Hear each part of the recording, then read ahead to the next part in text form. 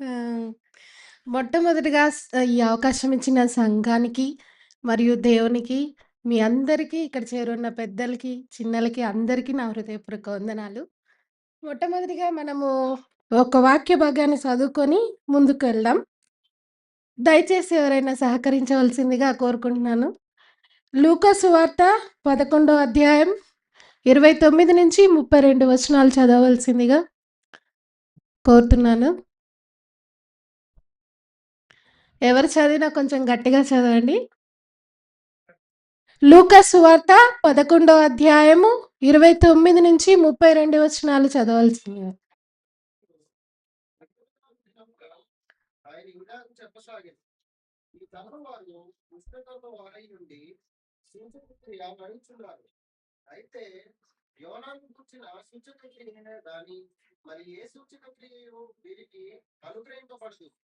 యోన నినేవే పట్టణస్థులకు ఎలాగ సూచనగా ఉండెనో అలాగే మనిషి కుమారుడు ఈ తరం వారికి సూచనగా ఉండను. దక్షిణ దేశపు రాణి విమర్శ కాలమున ఈ ధర్మ వారితో కూడా లేచి వారి మీద నిరస్థాపన చేయను. ఆమె సొలొమోను జ్ఞానము వినుటకు భూమి అంతములో నుండి వచ్చెను. అట్లనే మత్తయి సువార్త 12 అధ్యాయము 41 వచనం చూసుకున్నట్లయితే, దయచేసి నేను చదువుతాను గమనించండి. నినేవే వారు యోనా ప్రకటన విని మారు మనసు పొందిరి గనుక విమర్శన సమయమున నినేవే వారు ఈ తరము వారితో నిలువబడి వారి మీద నేరస్థాపన చేతురు. ఇదిగో యోనా కంటే గొప్పవాడు ఇక్కడ ఉన్నాడు. ఆ, అందరు కళ్ళు మూసుకున్నట్లయితే ఓ చిన్న ప్రార్థన చేసుకొని కార్యక్రమంలోనికి ముందుకు సాగుదాం. ప్రేమగల మా తండ్రి, కృపగల మా దేవ, నాయన నీ యొక్క విలువైన ఘనమైన నామంనకు వేలాది వందనములు తండ్రి. ఇదిగో నాయన ఈ కార్యక్రమంను ఆది నుండి నాయన తండ్రి ఇప్పటి వరకు నువ్వు నడిపించిన విధానమును బట్టి నీకు వేలాది వందనములు తండ్రి. నాయన ఇక ముందు చెప్పబోవు నాయన వాక్యమును నాయన తండ్రి నువ్వు నా యందు ఉండి నాయన ఈ నీ మాటలను నాయన తండ్రి సంఘానికి తెలియచెప్పుచుండగా నాయన ప్రతి ఒక్కరూ నాయన అర్థం చేసుకొని నీ యొక్క వాక్య ప్రకారం జీవించే జీవితాలను మాకందరికి నీ దయచేసి నడిపించమని నాయన తండ్రి ఈ చిన్న ప్రార్థన మా ప్రియుడు మీ ప్రియ కుమారుడు మా ప్రభువైన యేసుక్రీస్తు వారి పుణ్యనామంలో ప్రార్థించి అడిగి వేడుకుంటున్నాం పరమ తండ్రి, ఆమెన్. ఇక్కడ 2 వచన భాగాలు మనం చూసుకున్నట్లయితే లూకా సువార్త కానీ మత్తయి సువార్త కానీ రెండిట్లో కాంబినేషన్ ఏముంది అని అంటే నేరస్థాపన.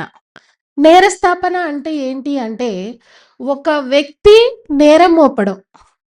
ఇప్పుడు ఎవరైనా ఒక నార్మల్గా ఒక జనాలు ఎవరైనా ఉన్నారనుకోండి, అరే పలానా వ్యక్తి తప్పు చేశాడా చేయడా అనేది మనకు తెలియదు. అయినా కూడా మనం ఏం చేస్తామంటే నేరం మోపేస్తాం. అంత అంత ఈజీగా నేరం మోపడానికి అవకాశాలు ఉంటాయి. అంటే నేరస్థాపన చేస్తారు. మరి ఇక్కడ నినేవే ప్రజలు అంటున్నారు యోనా కంటే గొప్పవాడని ఇక్కడ వాక్యంలో చెప్తున్నారు. మరి లూకా సువార్తలో కూడా అదే విధంగా ఉంది. అసలు ఈ నినేవే ప్రజలు మరి నేరస్థాపన ఈ తరము వారి మీద చేయడం ఏంటి అనేది ఒక ఆలోచన వస్తుంది అందరికీ. ఏమని అరే నినేవే ప్రజలు ఎప్పుడో యోనా కాలంలో ఉన్న నినేవే ప్రజలు ఈ తరం వాళ్ళ మీద నేరస్థాపన చేయడం ఏంటి కదా, అందరికీ అదే అనిపిస్తుంది.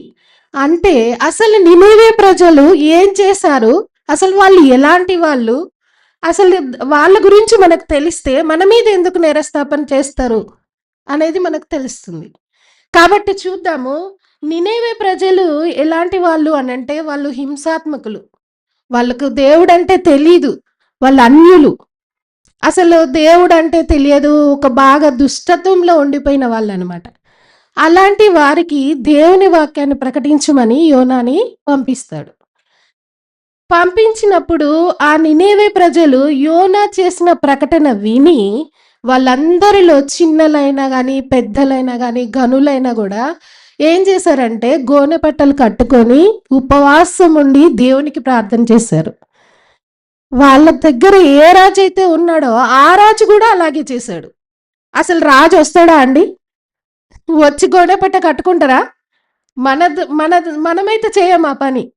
కానీ రాజంతటి వాడైనా కూడా ఆ ప్రకటన విన్నారంట వాళ్ళు. ఆ ప్రకటన విని ఆ ఉపవాసం ఉండి గోనెపట్ట కట్టుకొని వాళ్ళ ఎద్దులకు కానీ వాళ్ళ దగ్గర ఉన్న ఏటికి కూడా అసలు ఫుడ్ కూడా పెట్టకుండా వాళ్ళు దేవుని వేడుకున్నారంట. చూడండి యోనా గ్రంథము 3వ అధ్యాయము 1 నుంచి చూసుకున్నట్లయితే, దయచేసి తీస్తారా ఎవరైనా? యోనా గ్రంథము 3వ అధ్యాయము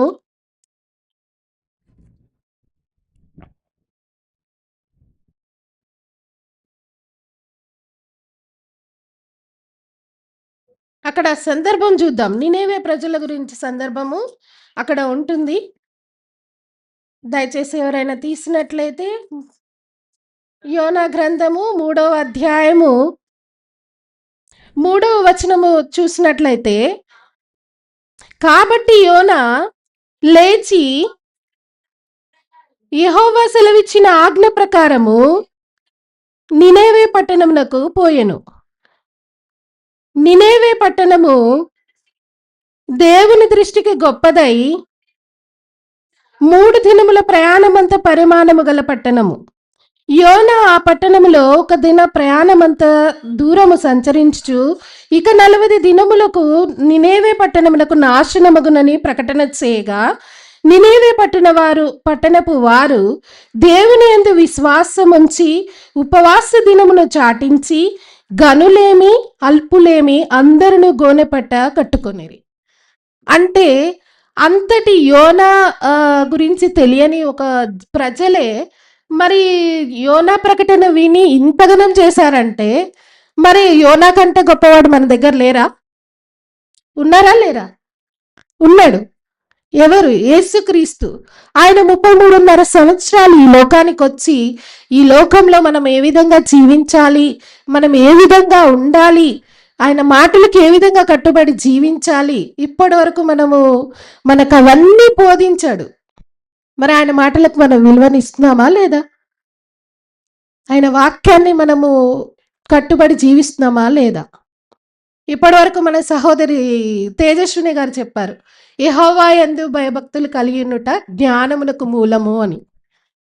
అంతటి జ్ఞాని, సర్వాంతర్యామి, నిత్యుడు, సత్య స్వరూపి, ఇంత గొప్పవాడు, యోనా కంటే గొప్పవాని మాటలు మన మధ్యలో ఉన్నప్పుడు మనము ఆయన మాటలకు లోబడి జీవించాలి. ఆయన మనకు అప్పగించిన పనిని, అంటే సువార్తను ప్రకటించమన్నాడు. మనము ప్రతి ఆదివారంలో రొట్టె ద్రాక్షరసం తీసుకుంటాం. రొట్టె ద్రాక్షరసం తీసుకున్న తర్వాత అక్కడ ఒక మాట ఉంటుంది, మీరు ఆయన వచ్చే వరకు ఆయన మరణాన్ని ప్రచురించుదురు అని. ఆయన సువార్తను మనం ప్రకటించగలుగుతున్నామా లేదా? అంటే మనం బహిరంగంగా ప్రకటించాల్సిన అవసరం లేదు. ఇప్పుడు మనకు తెలిసిన వాళ్ళు చాలా మంది ఫ్రెండ్స్ ఉంటారు, లేదా చుట్టుపక్కల వాళ్ళు ఉంటారు. ఎన్నోసార్లు, ఎన్నో సందర్భాలు, ఎన్నో విషయాలు మాట్లాడతాం. మనము ఎన్నో వీడియోస్ చూస్తూ ఉంటాము, ఫేస్బుక్లు చూస్తుంటాము. ఇలా టైం వేస్ట్ చేసే బదులు ఒక చిన్న మాట దేవుని గురించి మనం చెప్పలేమా? అది నా ప్రశ్న. చెప్పాలి. మనం అందుకే వచ్చాము. ఆయన నిమిత్తము, ఆయన పని నిమిత్తము, ఆయన మనల్ని ఈ భూలోకానికి పంపించింది ఆయన పని చేయడానికే. ఆయన దాసులం మనం. అలాంటి మన యోనా కంటే గొప్పవాని మాటలు మన మధ్యలో ఉన్నప్పుడు ఆ మాటలను ప్రకటించాలి, చెప్పాలి. మన సమయాన్ని వృధా చేయొద్దు. అందుకే అంటాడు, సమయమును పోనీయక సద్వినియోగం చేసుకొనుచు అజ్ఞానుల వలె కాక జ్ఞానుల వలె నడుచుకొనుడి అని 1 కొరింథీ పత్రిక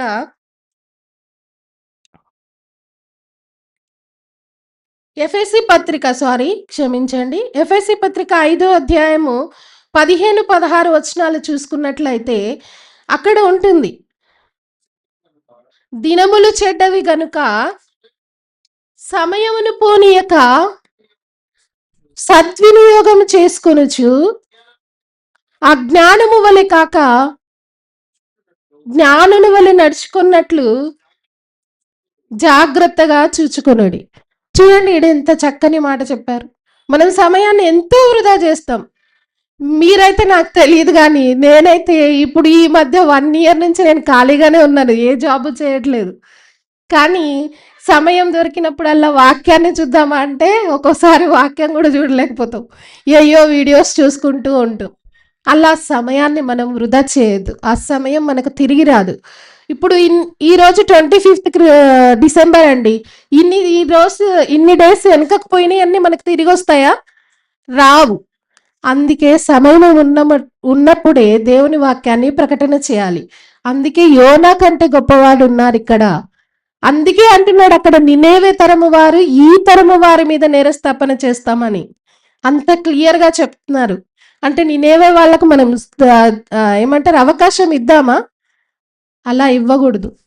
అలా అవకాశాన్ని మనము వినియోగించుకోవాలి. సమయాన్ని దొరికిన కొద్దీ మనం వాక్యాన్ని ప్రకటించగలగాలి. అంతేకాకుండా మనం ఇంకా ఏం చేయాలి అనంటే క్రీస్తునందు భయము కలిగి ఒకరినందు ఒకరము భయము కలిగి ఉండాలి. ఆదివారం వచ్చింది అనంటే మన పనులు మనకు కాదు, మన కార్యాలు కాదు, దేవుని కార్యాలను కూడా చాలా శ్రద్ధగా గమనించాలి. ఎందుకు అనంటే ఒక రాజు కంటే ముందు మనం వస్తామా లేదా రాజు ముందొచ్చి మన కోసం ఎదురు చూస్తారా? నార్మల్గా అయితే రాజు కంటే ముందు భటులు, తర్వాత సైన్యాధిపతులు, మంత్రులు అందరూ వచ్చి రాజు కొరకు ఎదురు చూస్తారు. అలాంటిది మనం ఈ రోజుల్లో